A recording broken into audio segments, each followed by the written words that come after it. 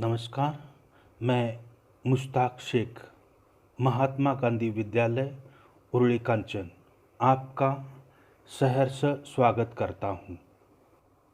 आज हम देखेंगे चौथी कविता मन, जो पूरक पठन के लिए है। इसकी विधा है हाइकू और इसके रचनाकार है विकास परिहार। आपका जन्म 1983 गुना मध्य प्रदेश में हुआ। आपने 2000 से 2006 तक भारतीय वायुसेना को अपनी सेवाएं दी। फिर पत्रकारिता के क्षेत्र में उतरने के बाद रेडियो से जुड़े। साहित्य में विशेष रुचि होने के कारण आप नाट्य गतिविधियों से भी जुड़े हुए हैं।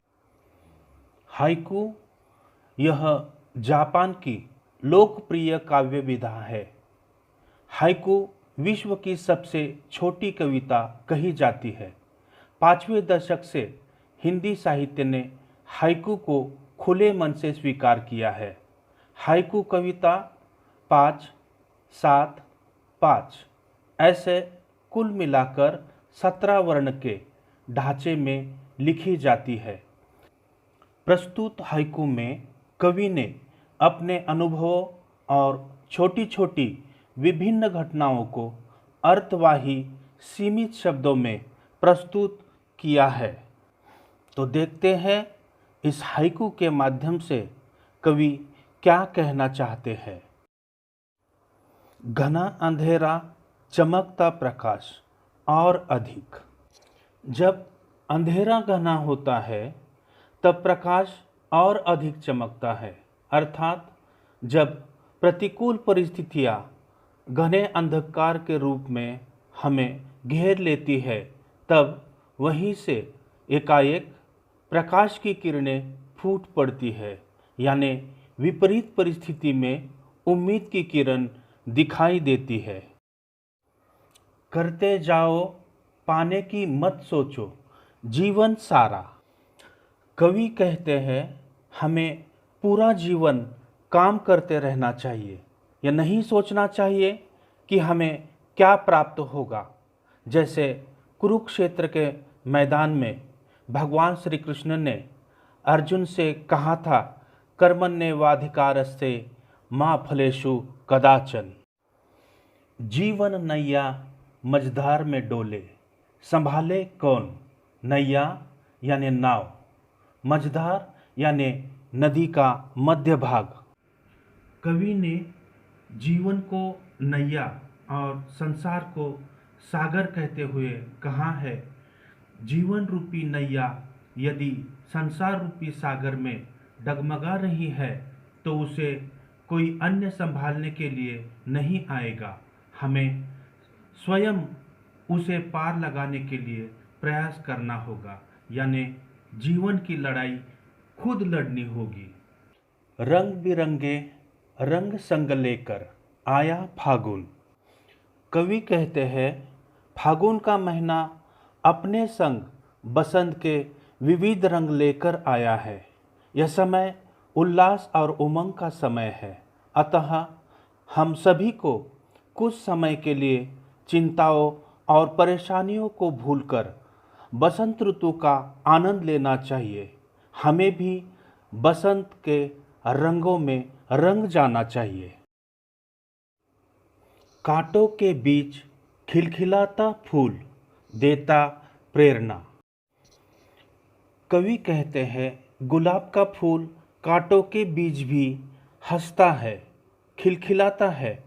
वह हमें हर पल प्रेरणा देता है कि परेशानियों से घबराए बिना अपना काम करते जाना है, यानी दुख या पीड़ा में भी हमें हंसते रहना है। भीतरी कुंठा, कुंठा यानी घोर निराशा, आंखों के द्वार से आई बाहर। कवि कहना चाहते हैं किसी व्यक्ति के आंखों से यूं ही आंसू छलकते नहीं है। जब नेत्रों से अश्रु बहते हैं तो यह मानना चाहिए कि मन की कुंठा यानी मन की घोर निराशा नयन रूपी द्वार से यानी आंखों से बाहर आ रही है। खारे जल से धुल गए विषाद, मन पावन। कवि ने खारा जल अश्रु को कहा है, आंसुओं को कहा है। विषाद यानी अभिलाषा या इच्छा पूरी हो न होने पर मन में होने वाला खेद या दुख। कवि कहते हैं जब नेत्रों से अश्रु बहते हैं तो यह समझना चाहिए कि आंसुओं के खारे जल के साथ मन का संपूर्ण विषाद धुल गया है और मन पहले के समान पावन हो गया है।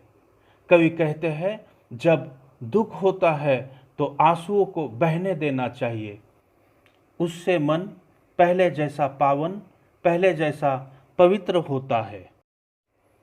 मृत्यु को जीना, जीवन विष पीना है जिजीविषा। कवि कहना चाहते हैं प्रत्येक मनुष्य के जीवन में अनेक परेशानियां हैं, अनेक चिंताएं हैं, अनेक अप्रिय प्रसंग है।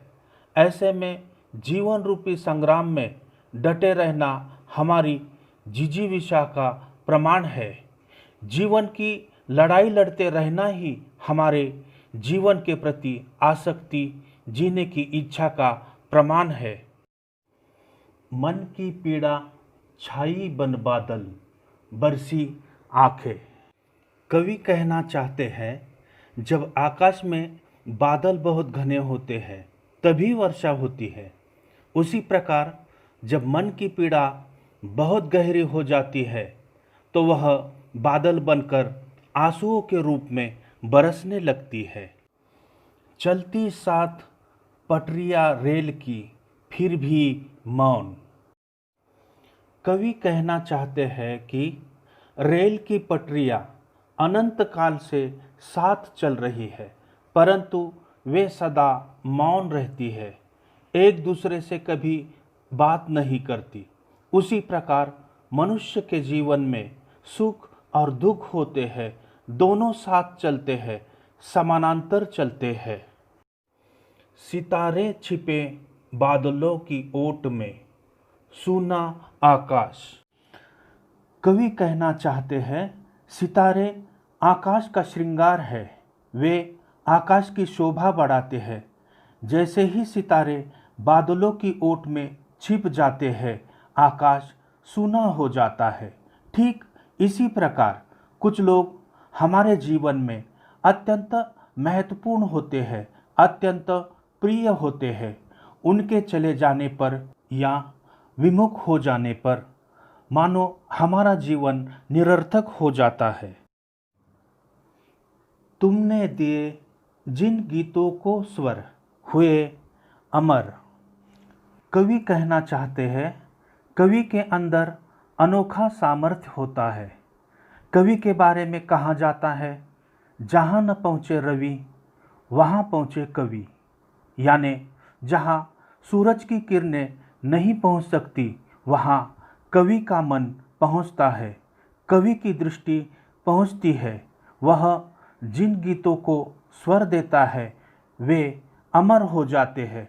इसी प्रकार कवि अपनी रचनाओं के द्वारा समाज में परिवर्तन ला सकता है, समाज को मार्ग बता सकता है। सागर में भी रहकर मछली प्यासी ही रही। कवि कहना चाहते हैं सागर में अथाह जलराशि होती है, असीम जलराशि होती है, अमर्याद पानी होता है, परंतु खारा होने के कारण अथाह होने पर भी वह जलराशि पीने योग्य नहीं होती। ठीक उसी प्रकार कोई व्यक्ति कितना भी बड़ा या धनवान क्यों न हो, यदि वह किसी ज़रूरतमंद के काम नहीं आ सकता, किसी गरीब के काम नहीं आ सकता, तो उसका बड़ा होना या उसका बड़प्पन व्यर्थ है। उम्मीद करता हूँ यह कविता आपको समझ में आई होगी। धन्यवाद।